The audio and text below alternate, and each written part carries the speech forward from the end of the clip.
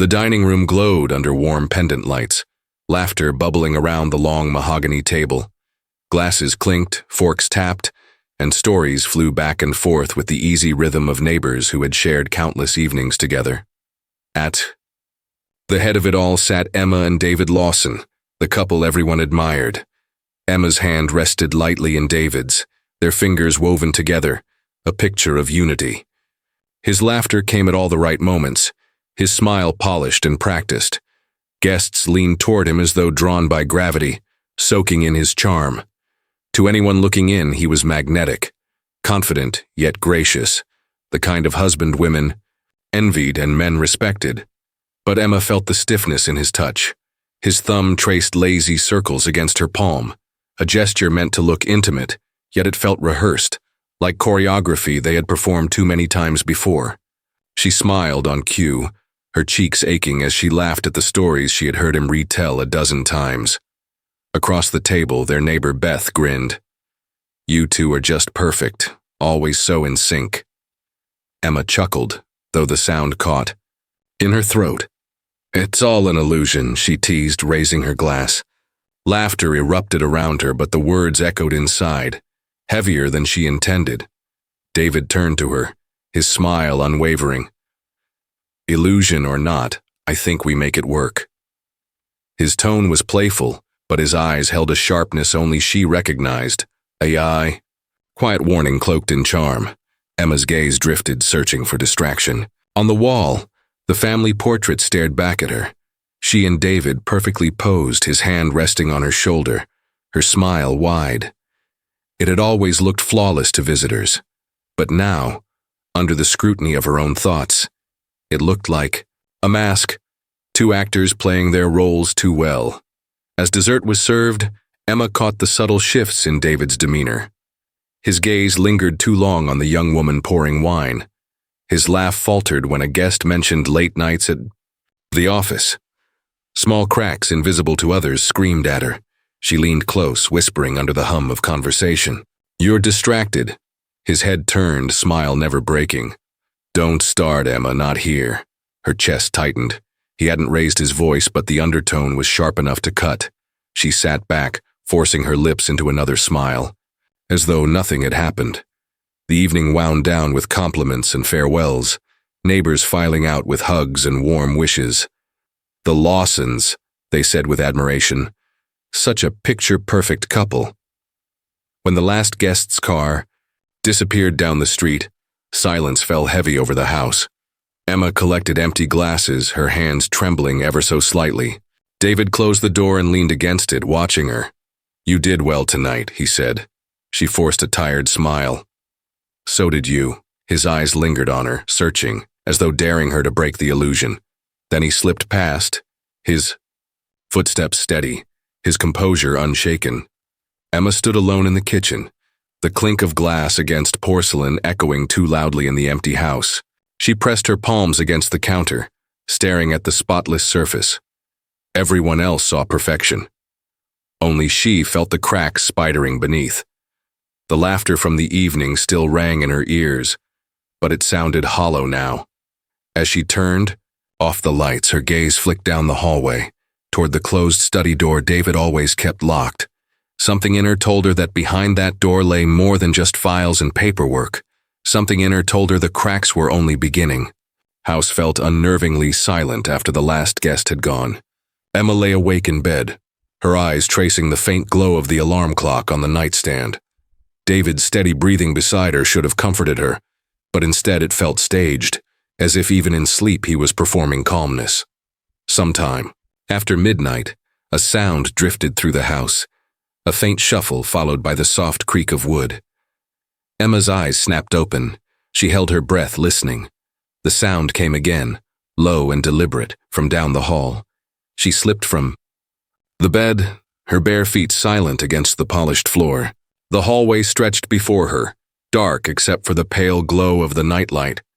She followed the sound until she stood outside David's private study, the room he always kept locked. Her heart pounded. The handle was cold under her palm when she tried it, locked as always. But behind the door she heard a drawer slide shut, then the faint rustle of papers. "David?" she whispered. The noises ceased instantly. For a long moment, silence pressed against the wood. Then came the click of the lock turning. The door cracked open and David filled the frame, his shirt slightly unbuttoned, his hair mussed as though he had been pacing. His face carried the calm expression he wore so well, but his eyes were sharp, alert. "Why are you creeping around?" he asked quietly, his voice smooth but edged with irritation. Emma stepped back, caught like a child with her hand in a jar. "I heard something. I thought maybe..." "Maybe what?" His tone was soft, but the words cut. "That I'm hiding something from you?" Her mouth went dry. "No, I just wondered why you always keep it locked." David exhaled slowly, then leaned a shoulder against the frame. "Because it's private. Every man needs a space that's his own, don't you think?" Emma swallowed. "I suppose." He reached out, brushing a strand of hair from her face, the gesture tender in form but heavy in weight. "Emma, you're tired. You hear a creak in the house and your mind turns it into a mystery. You've always had an imagination. It's one of the things I love about you, but sometimes it runs away with you." Her chest tightened. He sounded reasonable, almost gentle, yet his words dug beneath her skin, leaving her doubting her own senses. Maybe it had just been the house settling. Maybe her ears had played tricks. Still, she couldn't forget the distinct sound of a drawer closing. "You believe me, don't you?" David asked softly, his hand still resting against her cheek. Emma forced a small nod. "Of course." His smile returned, faint and polished. "Good. Then let's leave it at that." With a final squeeze of her shoulder, he slipped past her, shutting the door with a quiet click. Emma stood frozen in the hallway, staring at the locked study. The silence felt heavier now, weighted with secrets she wasn't meant to touch. As she crept back to bed, her mind churned. The tenderness he offered wasn't comfort. It was control. And though she pulled the blankets up to her chin, she couldn't shake the certainty that something inside that room was watching her back. Morning sunlight streamed across the bedroom, painting soft gold across the sheets. Emma lay awake beside David, staring at the ceiling. His back was turned to her, his breathing steady and untroubled. She tried to recall the nights when they would wake tangled in each other's arms, whispering promises that felt unbreakable. Now the distance between them felt like an ocean. Her mind slipped back to the beginning, the whirlwind romance that had swept her off her feet. She remembered their first date at a small cafe. David's eyes lit with charm, his laughter making her feel chosen, special. Back then, every word seemed wrapped in sincerity, every glance filled with devotion. She recalled their wedding, the cathedral glowing with candlelight, her veil trailing behind her like spun glass, his hand gripping hers so tightly as he whispered at the altar, "Forever, Emma. Nothing will ever break us." That vow still lived in her, etched like scripture, but the man who lay beside her now felt like a stranger. By breakfast, David sat at the table scrolling through his phone. Emma placed a mug of coffee in front of him, her voice tentative. "You came home late again last night." He didn't look up. "I told you the project's been demanding, deadlines don't wait." Her brow furrowed. "But the office was dark when I drove by." That got his attention. He set the phone down slowly, meeting her gaze with a smile that was calm but razor sharp. "Are you sure? Or is this another one of your confusions?" Her chest tightened. "I'm not confused, I know what I saw." David chuckled softly, shaking his head. "Emma, you've always had such an imagination. You see things, connect dots that aren't there. It's what makes you so creative, but sometimes," he leaned forward, voice low and tender, "it makes you misremember." The words burrowed into her chest, leaving her questioning herself. She opened her mouth, then closed it again. What if she had misjudged? What if exhaustion had blurred her memory? But no, she remembered the dark windows, the empty parking lot. Still, his calm certainty left her grasping for footing. Later that evening, she found herself staring at their wedding photo on the mantel. The younger version of herself beamed, eyes bright with trust.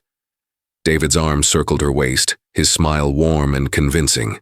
That image mocked her now, a ghost of something. "Lost, why do you keep looking at that picture?" David asked from behind her, his voice mild but edged. Emma startled. "I was just remembering."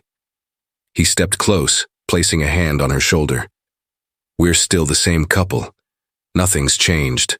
Her throat tightened. "Everything's changed," his grip firmed. "Only because you've convinced yourself it has. Stop looking for cracks where there aren't any." The tenderness in his tone felt more like a leash than love. She nodded faintly, unwilling to argue, though her insides screamed. That night, lying in bed, Emma whispered into the dark, "Forever." "You said, forever." The vow had once promised safety. Now it felt like a chain. As David turned in his sleep, the weight of his arm fell across her waist. To anyone else, it would look protective. To Emma, it felt like possession. And in the silence, she realized something chilling. The echoes of their past weren't guiding her anymore. They were haunting her, reminding her of a truth she could no longer ignore. The television flickered, in the background, as Emma folded laundry in the living room. Morning chatter from the news anchors washed over her until a sudden shift in tone made her pause. "Authorities are asking for information on 22-year-old Lily Harrow. Last seen leaving her shift at a Brookfield diner late Friday night. Family members reported her missing the next morning." Emma froze, a shirt half folded in her hands. The screen showed Lily's smiling photo, bright-eyed, youthful, a face filled with promise. David entered just then, adjusting his tie, coffee, mug in hand. He glanced at the screen, and for a heartbeat his composure faltered. His grip on the mug tightened, the porcelain clink audible. "What's this?" he asked, voice too sharp. "A missing girl," Emma said carefully. "From Brookfield." His jaw flexed. "Terrible, but people go missing all the time." The dismissiveness made her skin prickle. Emma studied him closely. "Brookfield? That's where your last work trip was, wasn't it?" David's pause was subtle, but she caught it. He set the mug down a little too firmly, liquid sloshing over the rim. "Yes, but don't start. This has nothing to do with me." Emma's pulse quickened. She hadn't accused him, yet his defensiveness felt like a confession in itself. "You didn't answer my calls that night," she pressed. "I tried 3 times. His smile returned, polished but brittle. "Battery died, you know how these things happen." Her chest tightened. The explanation sounded too neat, too practiced. And yet, his calm delivery made her question herself. Again, on the television, Lily's photo lingered, followed by images of a police search near wooded roads. Emma whispered, almost to herself, "She looks so young." David's eyes flicked back to the screen. Something dark flickered in his expression. Anger, guilt, before he masked it with indifference. He reached for his jacket. "Don't dwell on strangers' tragedies, Emma. You'll only make yourself miserable." The words chilled her. It wasn't sympathy. It was dismissal. All day, the story followed her. While dusting the mantel, she thought of Lily's family waiting for answers. While cooking dinner, she remembered David's pause, the way his jaw tightened when Brookfield was mentioned. That evening, she sat at her laptop long after David had gone to bed. Headline after headline glowed against her pale face. Last seen leaving diner. Car found abandoned. Family begs for clues. The timeline lined up too perfectly. Friday night. David's late work trip. The unanswered calls. The way he had snapped at the news. The knots in her stomach pulled tighter. A creak sounded behind her. Emma jumped, snapping the laptop shut. David stood in the doorway, leaning against the frame, his smile faint but probing. "What are you doing up so late?" Her voice trembled. "Just reading." His eyes lingered on her, sharp and suspicious, before he smirked. "You always did get lost in stories. Just be careful. You let your imagination run too far, you'll end up seeing monsters where there aren't any." Emma forced a nod, though her pulse thundered. His words were meant to soothe, but they felt like a warning. When he finally disappeared down the hall, she pressed her trembling hands against the laptop lid. Maybe she was imagining. Maybe she was connecting dots that weren't there. But deep down, Emma knew. Lily's face wasn't just another headline, and David's fear wasn't hers alone. Dust floated in golden shafts of light as Emma pushed open the narrow attic hatch. The wooden ladder creaked beneath her weight. She had told herself she was up here to organize old boxes, to distract her mind from Lily's face on the news. But deep down, she was searching, though for what, she couldn't name. The attic smelled of mothballs and forgotten years. Boxes were stacked like monuments to a past no one visited anymore. Emma tugged one open. Old photo albums, Christmas, ornaments, baby clothes they had once planned to use but never did. Another box revealed forgotten paperwork and yellowed newspapers. Then, near the back, she spotted it. A small chest, wooden with a tarnished brass latch. It was different from the others, tucked away like it wanted to remain hidden. Emma dragged it forward, her hands trembling. The latch gave easily, opening with a soft groan. Inside lay a bundle of letters tied with a fraying ribbon. The paper was creased, the ink faded, but still legible. Emma hesitated, then unfolded the first. "Michael, you don't own me. You can't keep twisting my words, making me doubt myself. If you push me again, I'll tell everyone who you really are." What her breath caught. The handwriting was hurried, raw with emotion. Signed at the bottom, Claire. Emma's hands shook as she read another. "I loved you once, but now I feel trapped. You say you love me, then you disappear for days, come back with lies and charm. I'm tired of pretending." The words felt achingly familiar, so close to her own life that Emma's chest tightened. Another letter, more frantic. "Every time I try to leave, you find a way to pull me back. You smile and make me feel crazy for wanting freedom. I don't know how much longer I can take it." Emma pressed the paper against her lap, heart racing. This wasn't just a glimpse into David's past. It was a mirror of her own present. The last letter was the most chilling. "If anything happens to me, it will be because of him. I want someone to know that." Emma dropped the paper as though it had burned her fingers. Her breath came shallow, the attic spinning. She looked at the chest again, the ribbon still wrapped around the remaining letters. They all belonged to Claire, someone who had loved David, fought with him, and vanished from his life without explanation. Emma sat frozen, the weight of realization pressing down on her. Claire's story hadn't ended in a breakup. It had ended in disappearance. And now, years later, Lily Harrow was gone too. A floorboard creaked below, snapping Emma out of her thoughts. She shoved the letters back into the chest, slammed it shut, and pushed it behind the boxes again. Her pulse thundered as she lowered herself down the ladder, ears straining for any sound. But the house was silent. David wasn't home. Not yet. By the time he returned that evening, Emma was in the kitchen, trying to steady her hands as she chopped vegetables. He walked in, kissed her cheek, and smiled warmly. "How was your day?" he asked casually. Emma forced a smile, her throat dry. "Quiet, just cleaning." He glanced toward the ceiling, then back at her. His expression was unreadable, but his eyes lingered long enough to make her skin crawl. As he turned away, Emma gripped the counter to keep from collapsing. She couldn't let him know what she had found. Not yet. But the words from Claire's final letter carved themselves into her mind, echoing louder than any vow David had ever spoken. "If anything happens to me, it will be because of him." The memory of Claire's letters gnawed at Emma like a splinter she couldn't pull free. "If anything happens to me, it will be because of him." The words haunted her through sleepless nights, replaying in her mind until she could hardly tell if they were warning her or daring her to act.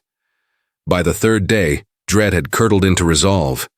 If David had left evidence of his past behind, once maybe there was more, and she had to know. That afternoon, while David was at work, Emma went into the garage. The air smelled of oil and dust, heavy with neglect.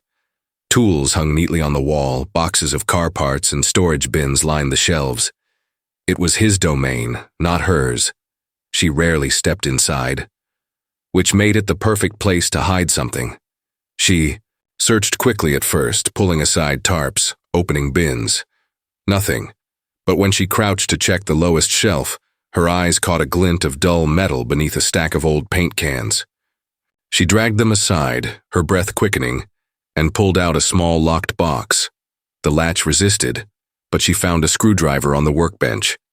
With shaking hands, she forced the metal until it snapped open with a crack that echoed too loudly.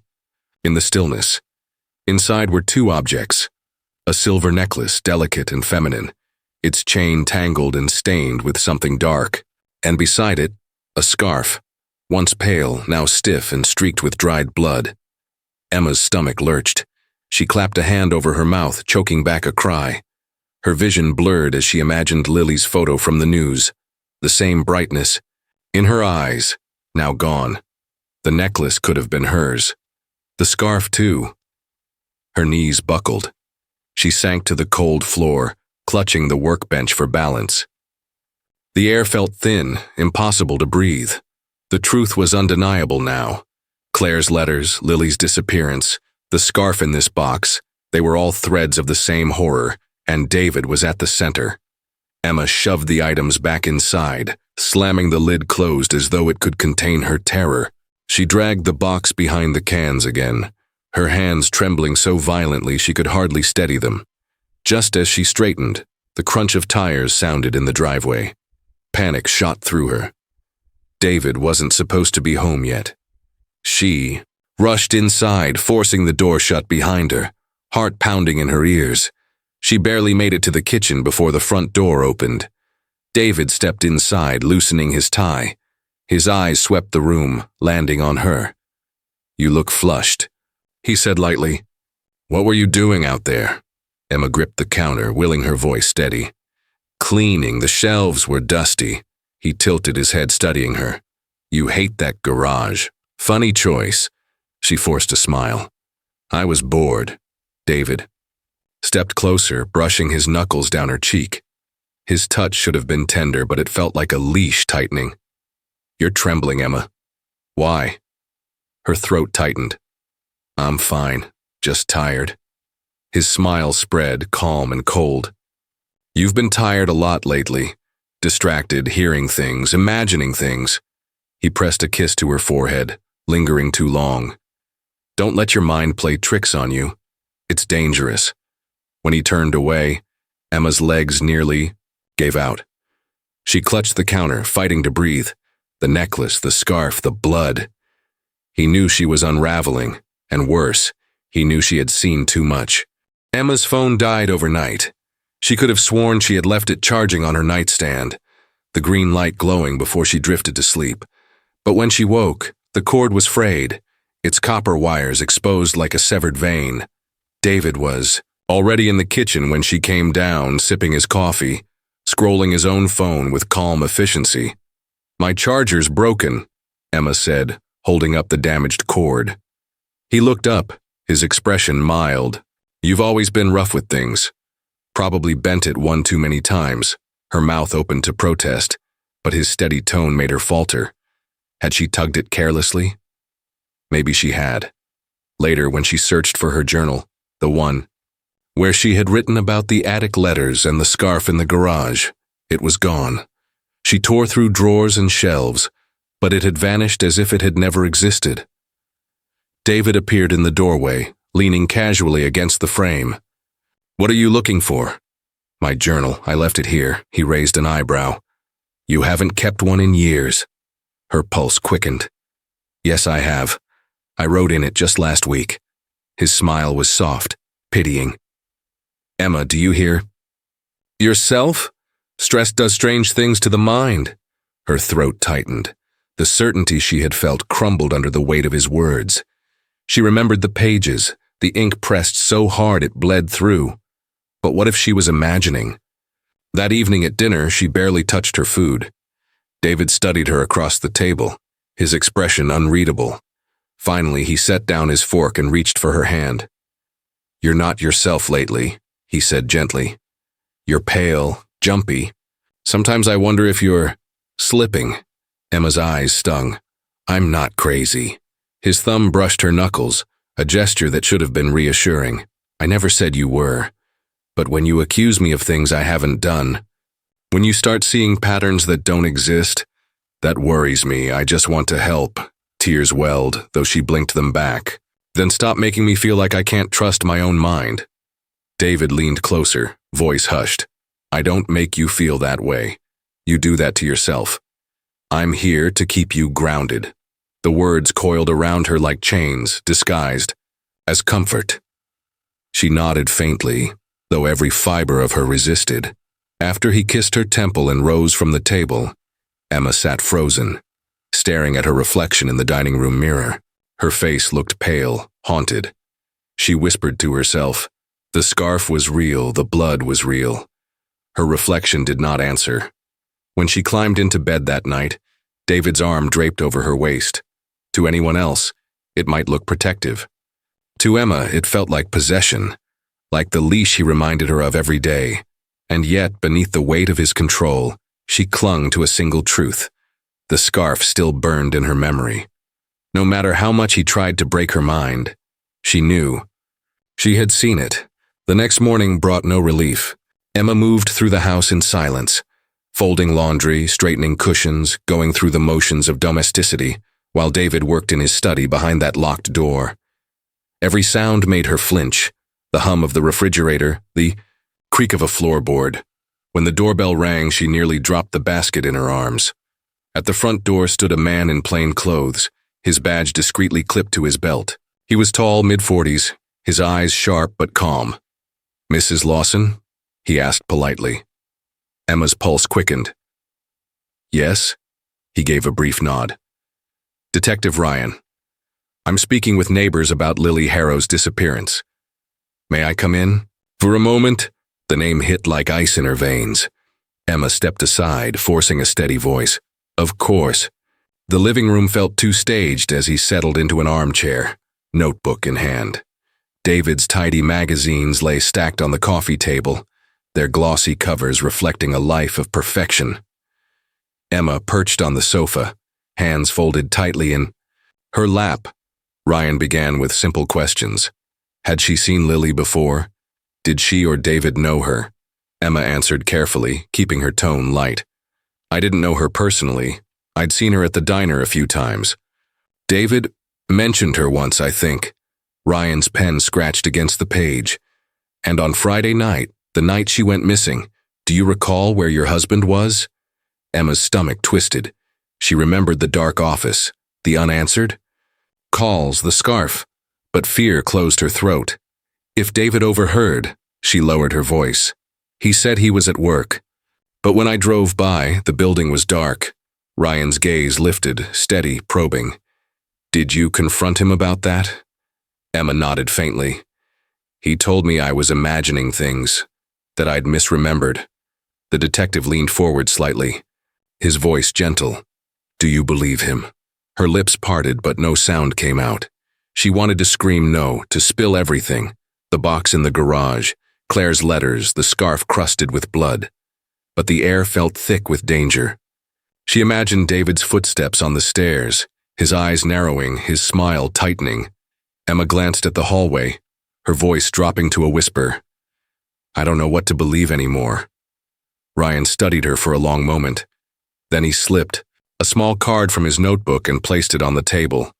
If you remember anything at all, call me directly. Emma's fingers brushed the card like it was fragile glass. Thank you. Before she could say more, the sound of a car engine growled outside. David's car pulling into the driveway. Panic surged through her veins. You have to go, she whispered urgently. Ryan rose smoothly, tucking the notebook into his jacket. We'll talk again, he said firmly. He slipped out the back door just as the front door opened. David stepped inside, setting his keys on the console. His gaze swept the room.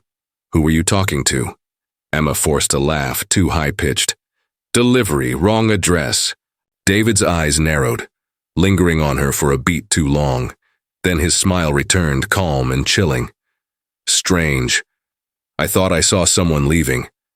Emma pressed the detective's card into her palm, sliding it into her pocket before David.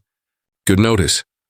Every word, every glance now felt like stepping on glass, but for the first time she wasn't completely alone. Someone believed her, and David, she sensed, would feel that shift in the air.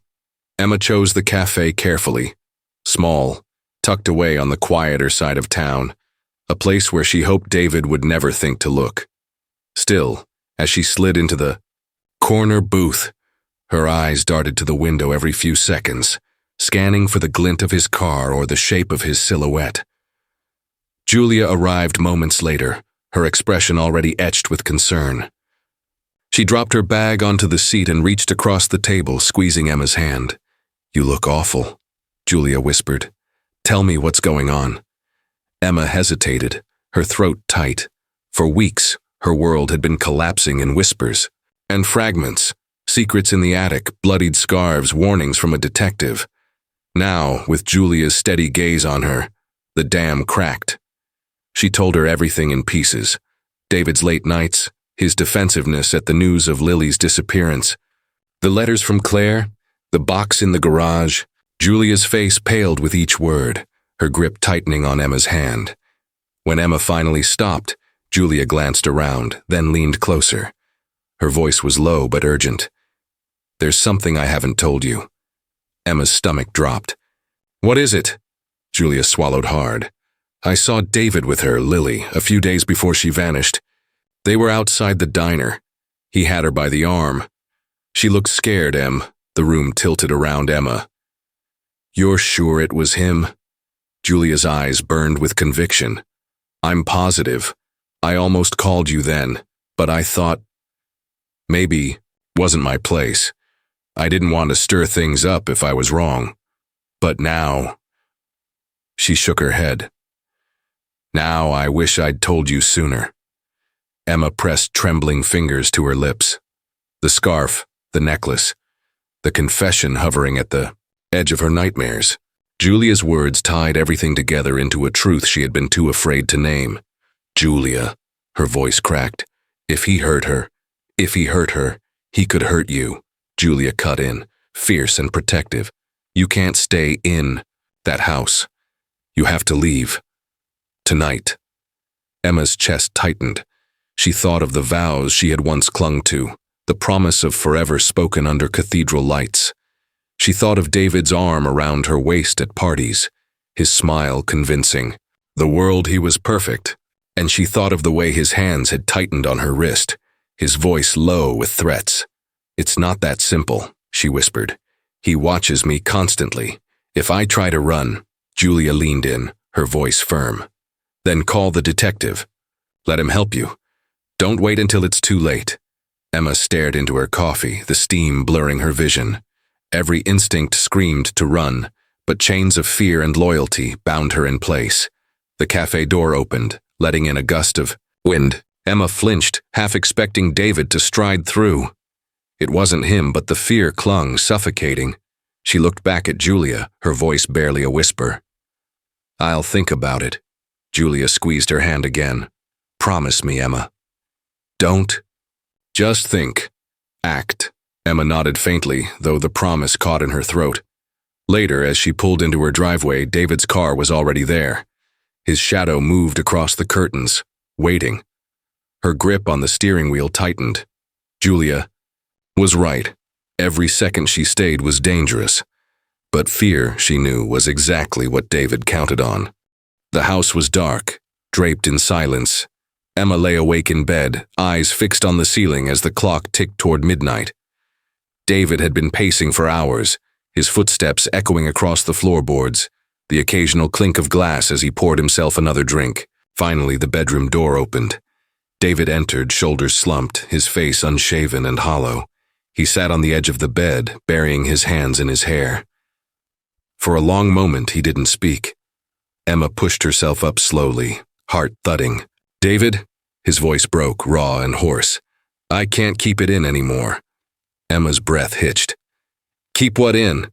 He lifted his head, eyes glassy, red at the rims. "Lily. That girl." His words trembled. "I didn't mean for it to happen. She was screaming, saying she'd ruin me. I tried to calm her down, but she slipped, hit her head. It was an accident. You believe me, don't you?" Emma's chest tightened so hard she thought she might suffocate. A confession, not veiled in half-truths, not twisted with charm, just bare, horrifying truth. Horrifying. Her hand slid under the blanket, fingers trembling as they fumbled for her phone. She opened the recording app, the faint red light glowing like a pulse. "Why didn't you call the police?" she whispered. His jaw clenched. "Because no one would believe me. They'd say I killed her. They always twist things. And if I go down, everything goes down. Our life, our marriage, don't you see? We're in this together." Tears stung Emma's eyes. "Where is she, David?" His gaze turned sharp, dangerous. "Don't ask me that. The less you know, the safer you are." Emma swallowed the scream rising in her throat. She stayed quiet, letting him unravel. David's hands shook as he rubbed his face. "I never wanted this." But she wouldn't stop. She pushed until I snapped. "I didn't mean—" He broke off, his chest heaving. The words etched themselves into her memory, every syllable captured by the phone beneath the blanket. Then his head snapped up. His eyes narrowed, suspicion flashing. "What are you doing?" Emma froze. In one swift motion, he yanked the blanket back. The phone slipped from her grip, landing on the floor with a dull thud, the recording light glaring in the dark. David's face twisted with fury. "You were recording me?" Emma scrambled backward, pressing herself against the headboard. "I had to. No one would believe me otherwise." With a roar, he seized the phone and hurled it against the wall. The screen shattered, fragments scattering like shrapnel. His chest rose and fell with rage as he loomed over her. "Do you know what you've done?" His voice was low, venomous. "You think you can trap me? Make me the monster? You push and pry, then act shocked when it all falls apart." Emma's voice shook. "You are the monster, David. You killed her." His mask slipped completely. His eyes burned cold, stripped of charm, stripped of restraint. He leaned close, his whisper a blade against her skin. "If you ever betray me again, you won't live to regret it." Emma trembled, her breath shallow. For a moment she thought he might strike her, but instead, he straightened, his face smoothing back into eerie calm. Without another word, he walked out, footsteps heavy as he slammed the study door behind him.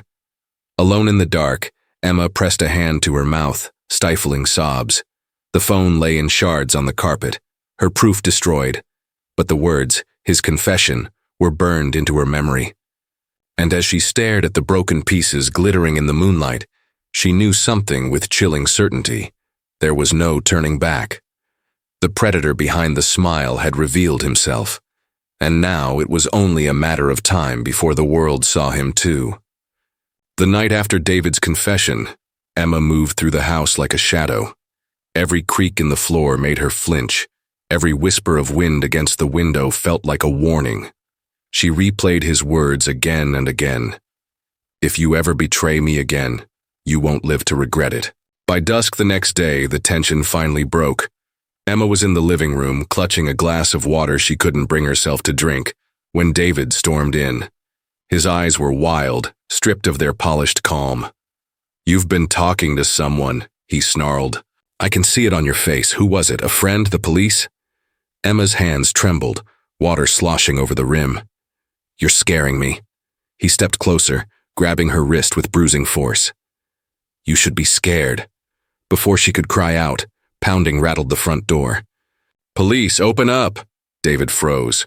His grip loosened, but only for a moment. Fury twisted his face. He shoved Emma back, sending the glass crashing to the floor, and bolted toward the garage. The door burst open. Officers flooded the room, weapons drawn. Detective Ryan was at the front, his voice commanding, "David Lawson, stop!" Emma stumbled to the side, gasping for air as Ryan caught her by the shoulders. "Are you hurt?" She shook her head, pointing toward the garage. "He's running." Ryan nodded sharply and signaled his team. They rushed after David, boots pounding against the tile. The garage door slammed. Engines roared outside as David's car peeled away, tires screeching into the night. In the sudden silence, Emma collapsed against the wall, her chest heaving. Then came a shout from the garage. "Detective, over here!" Ryan led Emma forward. Officers stood clustered around a shelf, the tarp she had once seen dragged aside. At the center sat the small metal box, its lid half open, its contents stark under the harsh beam of a flashlight. the silver necklace tangled in its chain, the scarf stiff with dried blood. Emma's stomach lurched. She pressed a hand to her mouth, tears flooding her eyes. Ryan's jaw tightened as he crouched to examine the items. "This is it," he said grimly. "This is enough." The box was photographed, catalogued, sealed. But to Emma, its presence screamed louder than any report could. It was proof, not just of Lily, not just of Claire, but of everything David had hidden behind his flawless smile. She remembered how the neighbors had praised him, how colleagues admired his discipline, how friends joked about their perfect marriage. And now here was the truth, laid bare in steel and blood. Ryan turned back to her. "He can't run far. We'll bring him in." Emma nodded faintly, but her body shook with the weight of what had just broken open. The illusion was gone. The predator beneath the charm was revealed for all to see. And though David was out there somewhere, fleeing into the night, she knew the mask he had worn for years could never be put back on. For Emma, the war was no longer about convincing herself she wasn't crazy. It was about surviving the reckoning that had finally come. As the flashing red and blue lights painted the walls, Emma clutched Ryan's arm, her voice a whisper. "Find him. Before he finds me." Ryan's eyes met hers, steady and resolute. "We will. He can't hide anymore." But as the night deepened outside, Emma couldn't shake the fear crawling through her chest. Predators, when cornered, didn't surrender easily. And David Lawson wasn't finished yet. David Lawson was captured 5 days later, cornered in a rundown motel 2 counties away. The once polished man who charmed neighbors and smiled for cameras was led out in handcuffs, his shirt wrinkled, his hair unkempt, but his chin still tilted high, as if pride alone could erase the blood clinging to his name. Emma watched the footage from her living room, the glow of the television flickering across her face. Her body trembled, but not from fear. Relief, raw and heavy, coursed through her veins. For the first time, David was not in control. The trial began swiftly, the courthouse crowded with reporters and onlookers hungry for the spectacle. Headlines screamed about the perfect husband turned predator. Each morning, Emma stepped into the courtroom with her shoulders stiff and her heart hammering. Her name whispered like a headline. The prosecution dismantled David's mask piece by piece. The metal box was displayed, the blood-stained scarf and necklace preserved in evidence bags that made jurors pale. Photographs of Lily Harrow filled the courtroom, her absence screaming louder than any testimony. And then came Claire's letters, read aloud, her words a voice from the grave. "If anything happens to me, it will be because of him." Detective Ryan testified with precision, building the timeline that tied David to Lily's final night. Witnesses came forward. Julia, her voice trembling as she recalled seeing David's grip on Lily's arm outside the diner. The illusion of perfection shattered further with every detail. But it was Emma's turn on the stand that silenced the room. She sat trembling at first, hands clasped together, but when she began to speak, her voice grew steadier with each word. She told them about the locked study, the missing journal, the sabotaged phone. She described the attic letters, the box in the garage, the midnight confession. She repeated David's own words. "It was an accident." Her eyes burned, but she didn't falter. "He made me doubt myself every day. He twisted my words, erased my memories, until I no longer trusted my own mind. But I know what I saw. I know what I heard, and I know who he is." David sat at the defense table, his jaw clenched, his eyes locked on her with venom. For years, that look had silenced her. Now, with the world listening, it no longer had power. When the defense tried to paint her as unstable, her voice rose above them. "If I was unstable, it was because he made me that way." The jury took less than a day, guilty on all counts: murder, obstruction, destruction of evidence. The judge's gavel echoed like thunder as David was sentenced to life without parole. His polished mask was gone forever. The predator beneath was all that remained. Afterward, reporters crowded around Emma as she stepped outside the courthouse. Cameras flashed, microphones pressed close. "How do you feel now that justice has been served?" someone asked. Emma paused, her gaze distant. Justice doesn't bring Lily back, it doesn't erase the years I lost to silence, but it stops him, and that has to be enough. In the weeks that followed, the house felt cavernous, stripped of its illusions. The neighbors avoided her eyes, their once admiring smiles now replaced with pity. Emma packed away the framed wedding photos, unable to bear the sight of a woman who had once believed in forever. At night, she sat by the window with a blanket draped over her shoulders. The town outside was quiet, street lamps flickering. She whispered to the reflection in the glass, words meant for herself as much as for the ghosts of Claire and Lily. The truth doesn't heal, but silence destroys. Her marriage lay in ruins, the picture-perfect life reduced to ashes. But Emma was free at last, scarred, yes, but no longer silent. And in that fragile freedom, she found the first breath of something she hadn't felt in years, her own strength.